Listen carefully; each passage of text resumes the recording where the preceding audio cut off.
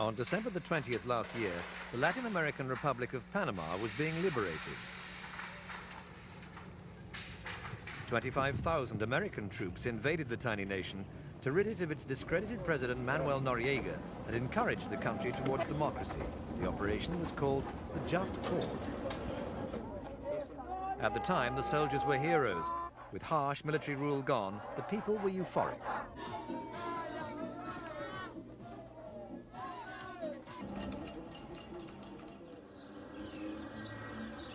But many didn't dance that night.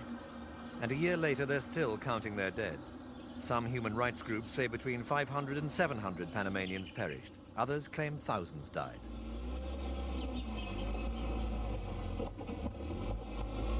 Martyrs, innocent bystanders, and the military shared anonymity, such was the toll. The grace and dignity of identification and a Christian burial had to wait.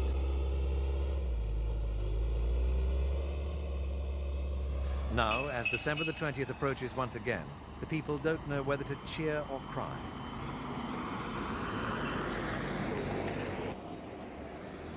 Critics of the invasion want the first anniversary of the attack to be declared a national day of mourning. Some groups, including war widows, have planned a protest march that could turn into a massive anti-government demonstration. Others say they were liberated on that fateful day. An embarrassed government installed during the fighting has rejected the notion of a day of mourning but proposed no alternative. And its general indecision is spawning a conflict of opinion amongst Panamanians about their country. This man says he sees little difference between the current government and the previous one, except that one wore military uniforms. He says you can't really trust them. This government is not interested in the poor, claims this man.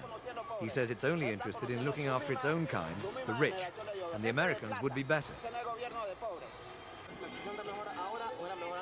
This woman agrees that the Americans are fine, but feels the current government is okay.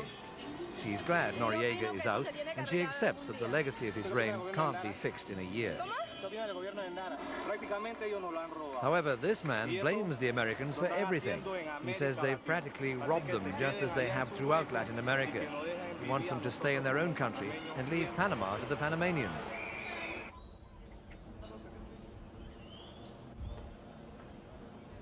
The people of El Chorillo, a rat-infested suburb of Panama City, will never forget the events of December the 20th. The suburb received the full blast. 16,000 people lost their homes, amongst them General Manuel Noriega. He had his military headquarters, his commandancia here amongst the poor. What the American shells didn't get, the bulldozer subsequently has. One good sign from the government is a stated determination to rebuild and rehouse, with money from the US Agency for International Development and local private investors. Families who return are given $800 to replace personal belongings. They say it's insufficient. But there are some who'd be happy with just a roof over their heads.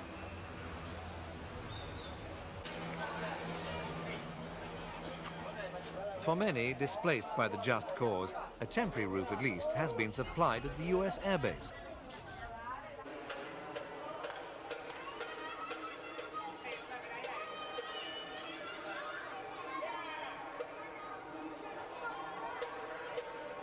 At one time, there were 3,000 here.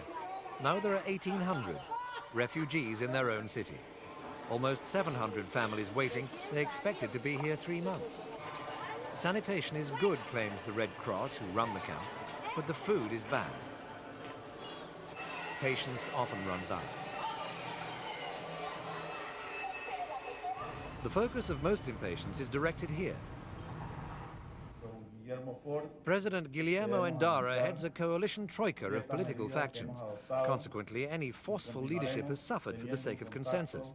And although there have been achievements, the public seems only aware of his failures, like the massive unemployment problem and his inability to get the Americans to pay any reparations for the damage they wrought. Not that the 56-year-old leader is shy of publicity. Twice he's paraded himself on hunger strikes, once before the invasion and again last spring in an endeavor to speed up promised American aid.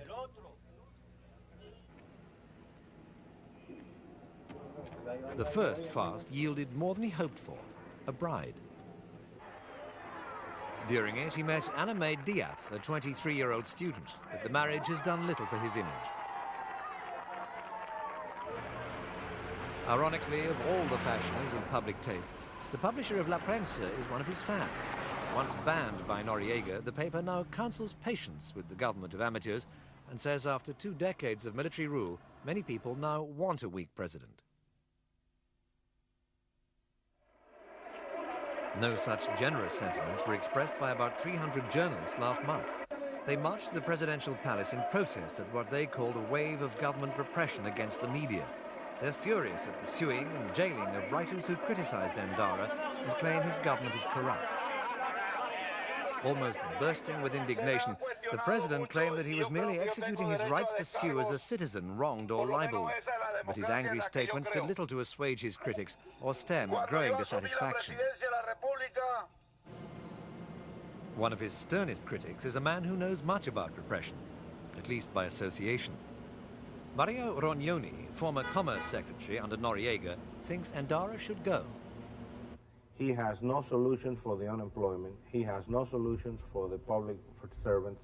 He has shown no solutions in any of the social needs of the people, of housing, of medicine or health or education. He has gone from failure to failure to failure.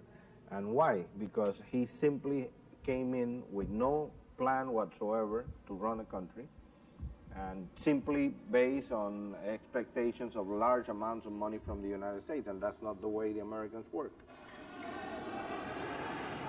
Nevertheless, cautiously, the Americans are handing back power to the government. The Panamanian public force, apparently cleansed of Noriega's sympathizers, now patrols where the US military did.